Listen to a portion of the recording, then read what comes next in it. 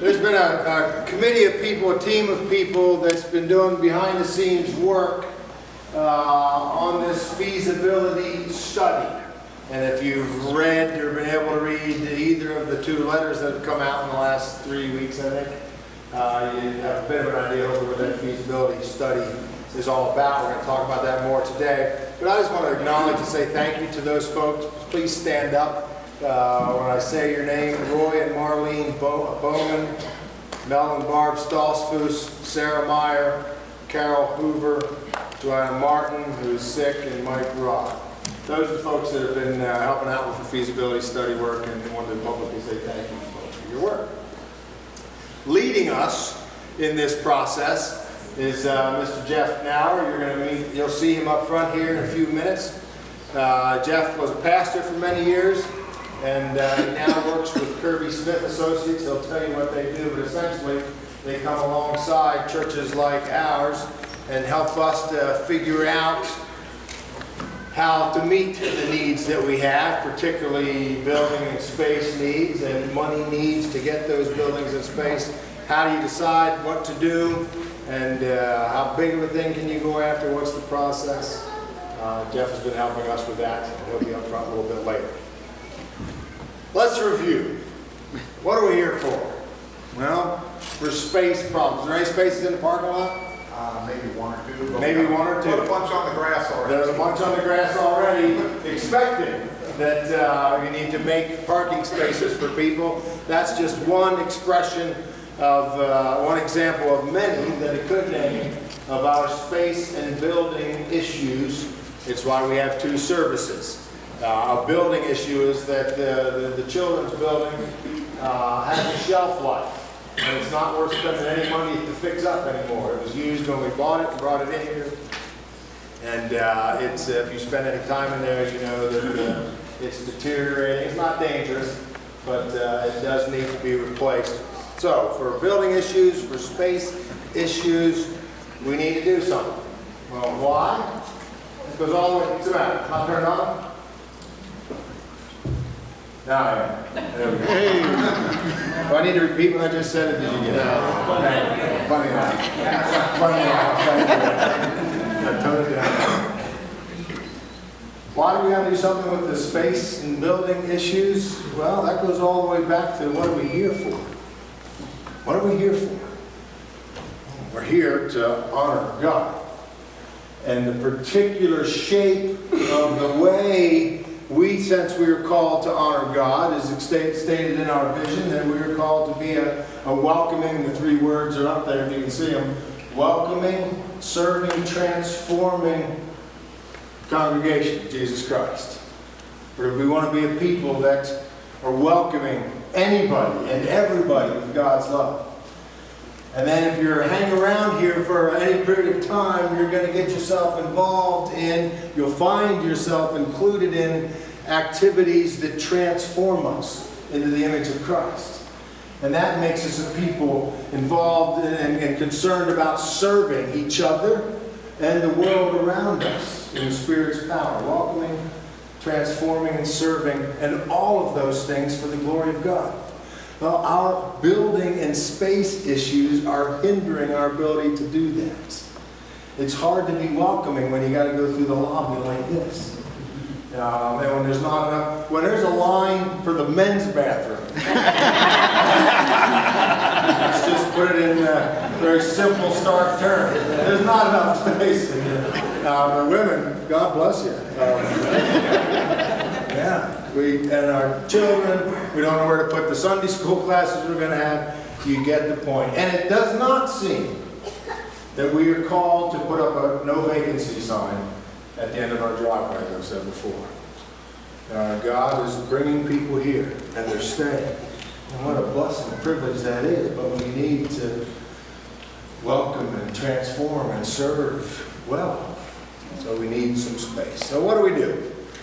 What do we do? Well, you come up with some ideas for how to address the space and building needs that you have. We're going to present in a bit, a couple of ideas that we've developed. But there's a prior question even to that, and that is, how do you decide? what to do. Even if you've got several different proposals, how do you decide? What's the process that we go through together as a church family to figure out what should we do? The goal there, of course, is we want to make a wise, God-honoring decision. A decision that God pretty clearly leads us to, and one of the ways God does that, the way we are thinking about and approaching this, is that it will come through the whole church family. We will all have a part in discovering, discerning where we think God is leading us. That's what the feasibility study and this meeting and the questionnaire and interviews that you'll hear about in a bit is to help us get church-wide, church family-wide input and feedback. Obviously, part of the process of deciding what do we go after, what kind of project do we go after to meet our space and building needs. A big piece of that is how much of a project can we afford. I mean, if we go after a $5 million project and we find out that we can only raise $1 million, we're going to have trouble. That's not going to be a wise, God-honoring decision. As a matter of fact, Jesus said, now Jesus was talking about to follow me, you ought to count the cost of following me. And he uses an example to express that truth. If someone sets out to build, I forget if it was a wall or a castle, and they decide it's too big a project, he runs out of money, he can't finish it, he's ridiculed. Jesus says, don't do that. That's not a wise decision. Well, for building projects as well, for church families, we need to know how big of a project is it wise for us to go after. That's what the feasibility study helps us to gauge as well. What kind of church-wide understanding is there of the need for the project? What kind of support might there be? An idea of how big a project we could go after. Okay? Again, that's what the letters help to hopefully explain, reviewing that again here. But if you're going to ask people to support something, they need to have an idea of what that something is. You know, just give us your money and we'll take good care of it. People are not so inclined to give to things like that. We're all of us. We're wired in such a way that we want to, and that's part of being a good steward too. We want to know, well, where might our money be going? Is it being used in God-honoring ways that are going to, build and strengthen His kingdom? Part of the kingdom that exists here to the Son of the Church. We have come up with, to this point, 2 proposals, and we're going to show you some details about those right now. The first proposal we have been working on for 6 to 8 months. It's kind of the obvious one. All right, we don't have enough space. We've got a building that needs to be replaced in the kids zone. So what can we do to add space on our current property? That's what the first alternative is, the Peters Road addition. And let's go to the next slide. This is our, maybe turn off the front row lights. There, that would go. Orient yourself here. Let me say this is preparatory. This is purely for information's sake. No decisions have been made. There's lots of unknowns about these plans. It's a rough draft, but it's at the stage where all of us need to begin to think about what should we do. What should we do? There's our current property. Look, it's an old satellite picture off of Google Maps because there's no volleyball court there and there's no kids playground area here. But the parking lot is correct, and here's the sanctuary with the steeple on it, and the youth building and kids zone back here. The red line designates the setback line. In other words, we're actually over that a little bit with the parking lot here. The corner of our sanctuary goes past it, but we have to, anything we build has to come within those red lines. And the land question immediately comes into play here. We cannot cover any more of the green space here. We can't expand our parking lot. We cannot expand it out here or come out this way. You know, if we build, take some of the parking spaces for a building, we would need more parking spaces. We don't currently have enough at our, you know, where we are now. But we cannot. Zoning regulations do not allow us to cover any more of the green space. So the only way we can add parking space or a building that takes up parking spaces is to get more land. Now, if you've been around here for some time, you know that we tried with one neighbor and we're not able to. We're still in discussions with our other neighbor to that direction. First, although discussions were positive and encouraged the first couple rounds, the last round or two of those is a little more discouraging as we started talking about price, because this neighbor talked to that neighbor, it looks like, and they know what they want.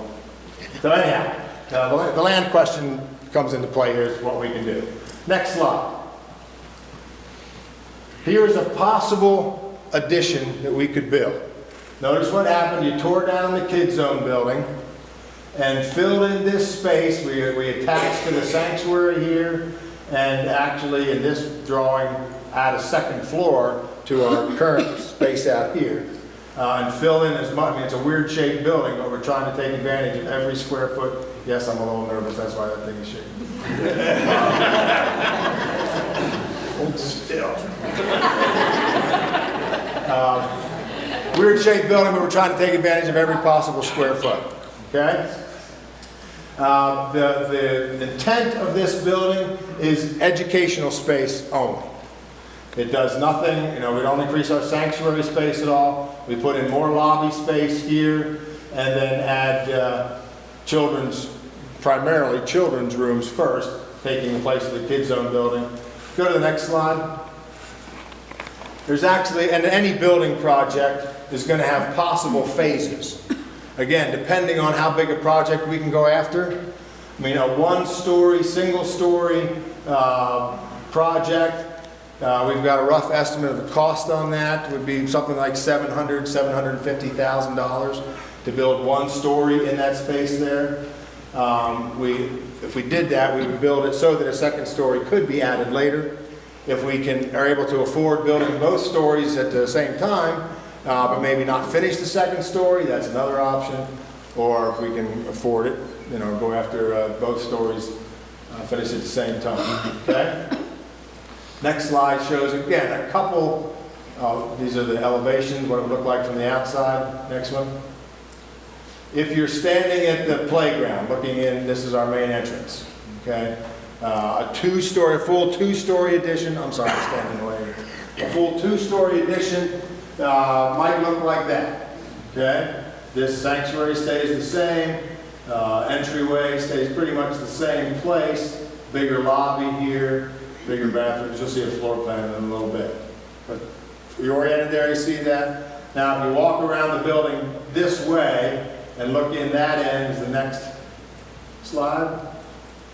This is pretty close to the current red door at the end of this hallway. Walk straight out and turn around and look back. If you look in here, again, if we would only go after a one-story project, just imagine a flat roof about here. That could be then. A second story could be added at a later date. But